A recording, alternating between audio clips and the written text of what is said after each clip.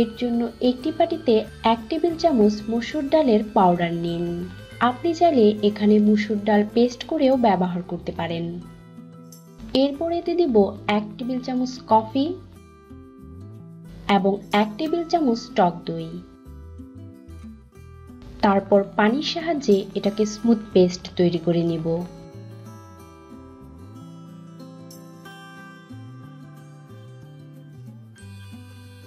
এবার এই মিশ্রণটিকে আপনার ত্বকের উপর অ্যাপ্লাই করে নিন। ফ্রেন্ডস, এই মিশ্রণটাকে আপনি আপনার শরীরের যে কোনো অংশে ব্যবহার করতে পারবেন, কারণ এখানে ব্যবহার করা প্রত্যেকটা উপাদান ত্বক ফর্সা করতে অসাধারণ কাজ করে।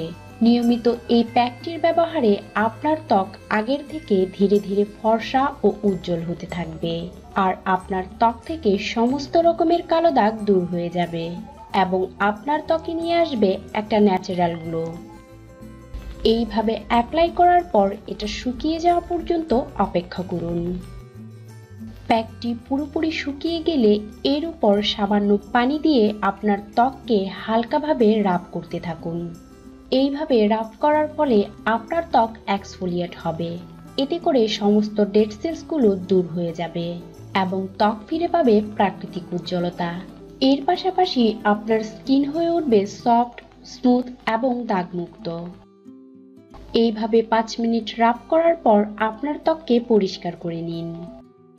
তো ফ্রেন্ডস, আপনারা দেখতেই পাচ্ছেন মাত্র একবার ব্যবহারেই আমার ত্বক কতটা উজ্জ্বল এবং সফট হয়ে গেছে।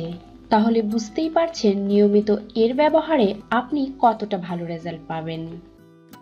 ভালো রেজাল্ট পাওয়ার জন্য এই পদ্ধতিটাকে সপ্তাহে 3 দিন ব্যবহার করতে পারেন।